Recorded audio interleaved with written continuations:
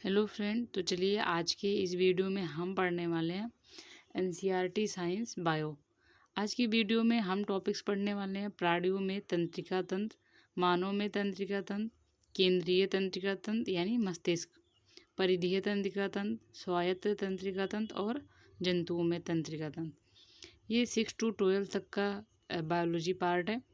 किस लेसन से ये किस क्लास के किस लेसन से ये टॉपिक्स हैं मैं उसको डिस्क्रिप्शन बॉक्स में दे देती हूँ। चैप्टर के नेम आप वहाँ से देख सकते हैं। आप पहले बुक पढ़ेंगे, उसके बाद ही आप अपने नोट्स बनाएंगे। तो चलिए स्टार्ट करते हैं हम। सबसे पहला जो टॉपिक है वो है मानव तंत्रिका तंत्र, ह्यूमन नर्वस सिस्टम। मानव में तंत्रिका तंत्र समस्त कार्यों जैसे ऐच्छिक एवं अनैच्छिक सभी कार्यों का नियंत्रण एवं समन्वय करता है। तंत्रिका तंत्र तंत्रिका कोशिका से निर्मित होता है। तंत्रिका कोशिका को न्यूरॉन कहते हैं, जिसके 3 पार्ट होते हैं, डेंड्रॉन, साइटोन और एक्सॉन। यह मस्तिष्क से शरीर तक तथा शरीर से मस्तिष्क तक सूचनाओं का संचार करता है। ये तंत्रिका तंत्र का डायग्राम है। इसको कहते हैं तंत्रिकाग्र सिरा। इसे एक्सॉन, साइटोन, डेंड्रॉन और ये केंद्र यानी न्यूक्लियस। तंत्रिका तंत्र के 3 पार्ट होते हैं। पहला सेंट्रल नर्वस सिस्टम यानी केंद्रीय तंत्रिका तंत्र, दूसरा पेरीफेरल नर्वस सिस्टम परिधीय तंत्रिका तंत्र और तीसरा है ऑटोनॉमस नर्वस सिस्टम स्वायत्त तंत्रिका तंत्र। अब जो सेंट्रल नर्वस सिस्टम होता है इसके 2 पार्ट होते हैं। पहला ब्रेन यानी मस्तिष्क और दूसरा स्पाइनल कार्ड, इसको मेरुरज्जु कहते हैं हिंदी में। जो पेरीफेरल होता है इसके 2 पार्ट होते हैं। कैरेनियल नर्व्स जिसके 12 पेयर्स होते हैं, स्पाइनल नर्व्स जिसके 31 पेयर्स होते हैं। ये जो पेयर्स हैं ये सबसे ज़्यादा इंपॉर्टेंट है। आप याद रखिएगा कि कितने पेयर्स होते हैं। फिर जो ऑटोनोमस नर्व्स है इसके 2 पार्ट होते हैं, सिंपैथेटिक यानी अनुकंपी और पैरासिम्पैथेटिक परानुकंपी। अब जो परानुकंपी होता है यह शरीर को विश्राम अवस्था में लाता है और हृदय गति और श्वसन दर को समान रखता है, मांसपेशियों को शिथिल रखता है और पाचन को सामान्य रखता है। केंद्रीय तंत्रिका तंत्र ये 3 परतों से घिरा होता है। जैसे ये स्ट्रक्चर है इसका, ये केंद्रीय तंत्रिका तंत्र है। इसके ऊपर ये इसके 3 लेयर है।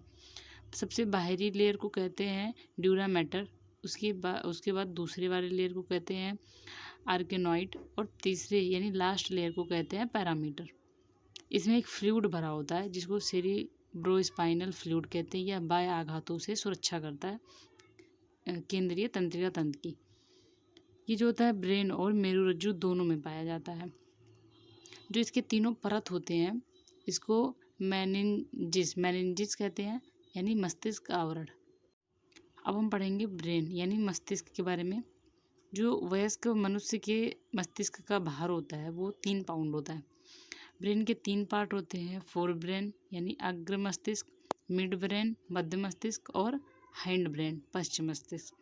अब जो अग्र मस्तिष्क होते हैं इसके पार्ट होते हैं 3, ऑल्फैक्टरी लोब यानी घ्राण पिंड और सेरिब्रम और हाइपोथैलेमस। मिड ब्रेन के 2 पार्ट होते हैं, कार्पोरा क्वाड्रिजोमिना और कॉर्पोरा पेंडिसेल। अब जो हाइंड ब्रेन होते हैं इसके भी 3 पार्ट होते हैं, सेरिबेलम, पॉन्स, मेडुला ऑब्लंगेटा। देखिए ये सेरिबेलम है और ये सेरिब्रम था, अलग अलग हैं दोनों। अब हम सबसे पहले पढ़ेंगे ऑल्फैक्टरी लोब के बारे में। यह गंध से संबंधित होता है, रासायनिक संकेतों को ग्रहण करता है। मानव में जानवरों से कम विकसित होता है, कुत्तों और शार्क में अत्यधिक विकसित होता है। आपने सुना होगा कि कुत्तों और शार्क की जो सूंघने की क्षमता होती है वो सबसे ज़्यादा होती है इसी ऑल्फैक्टरी लोब की वजह से। अब दूसरा है सेरिब्रम। यह मस्तिष्क का सबसे बड़ा भाग है जो दाएं और बाएं दोनों भागों में बटा होता है। इसका बायां भाग शरीर के दाएं हिस्से को और दायां भाग शरीर के बाएं हिस्से को नियंत्रित करता है। इसके 4 भाग होते हैं। पहला है फ्रंटल लोब, ऐच्छिक गतिविधियों, विचार, याददाश्त, बुद्धिमत्ता, बॉडी योजना, निर्माण, ये सब का कार्य कौन करता है? Frontal lobe. दूसरा है पेरिटल लोब, दर्द, स्वाद और स्पर्श की अनुभूति कराता है। थर्ड है ओकिपेटल लोब, प्रकाश संबंधित संकेतों को ग्रहण करता है। चौथा है टेम्पोरल लोब, सुनना और ध्वनि को समझना, यानी ये सब इनके अपने अपने कार्य हैं। अब इसके बाद है हाइपोथैलेमस, प्यार, घृणा, गुस्सा, खुशी, रक्तदाब, पसीना आदि, ये हाइपोथैलेमस के द्वारा होता है। शरीर के आंतरिक वातावरण का नियंत्रण करता है, जैसे जिसे होम्योस्टैटिस कहते हैं। जैसे भूख, प्यास, जल संतुलन, ताप संतुलन आदि के लिए ये जिम्मेदार होता है। नेक्स्ट है मिड ब्रेन, इसे ऑप्टिकल लोब भी कहते हैं। यह दृष्टि से संबंधित संकेत प्राप्त करता है, यानी आंखों से रिलेटेड होता है। सेरिबेलम मस्तिष्क का दूसरा सबसे बड़ा भाग है और ये बॉडी बैलेंस करता है।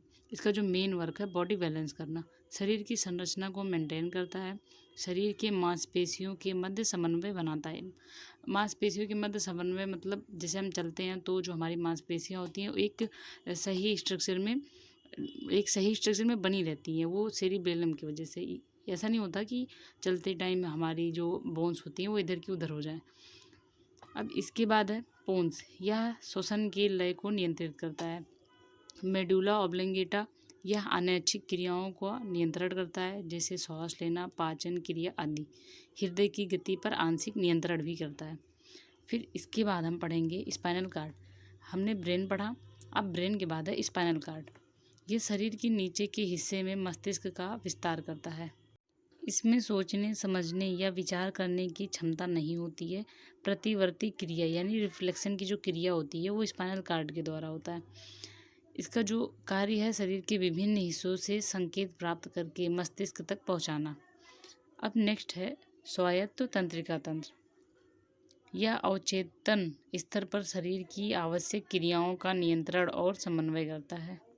यह हमारी इच्छा के अधीन कार्य नहीं करता। इसके दो पार्ट होते हैं, सिंपैथेटिक और पैरासिम्पैथेटिक। पैरासिम्पैथेटिक के बारे में मतलब पीछे ही पेज में मैंने बता दिया आपको, और सिंपैथेटिक के बारे में हम पढ़ेंगे। ये शरीर को उत्तेजित अवस्था में लाता है, हृदय की गति और श्वसन दर को बढ़ा देता है, मांसपेशियों को संकुचित करता है, पाचन में मदद करता है। ये था स्वायत्त तंत्रिका तंत्र। जो मिड ब्रेन है वो इतना ज़्यादा इम्पोर्टेंट नहीं है, तो मैंने सेंट्रल का बताया और फिर स्वायत्त का बता दिया। ये टॉपिक ख़त्म हो गया। अब मैं आपको स्टार्टिंग से नोट्स दिखा रही हूँ। नोट्स का PDF लिंक मैं डिस्क्रिप्शन बॉक्स में डाल देती हूँ, और पिछले वीडियो में मैंने बताया है कि अगर आप PDF नहीं ओपन कर पा रहे हैं तो कैसे ओपन होगा, आप जाके उसको सुन सकते हैं।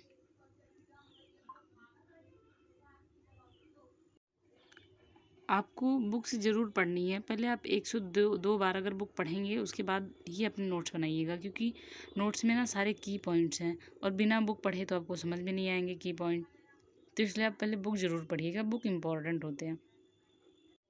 अगर आपको मेरे नोट्स अच्छे लगते हैं, वीडियो पसंद आता है तो लाइक करें, शेयर करें। जो भी पढ़ने वाले बच्चे हैं जिनको आप जानते हैं, अगर उन्हें नोट्स की ज़रूरत है तो आप उनके पास शेयर कर सकते हैं। अगर नोट्स से रिलेटेड कोई भी प्रॉब्लम होती है तो आप कमेंट करके मुझसे पूछ सकते हैं।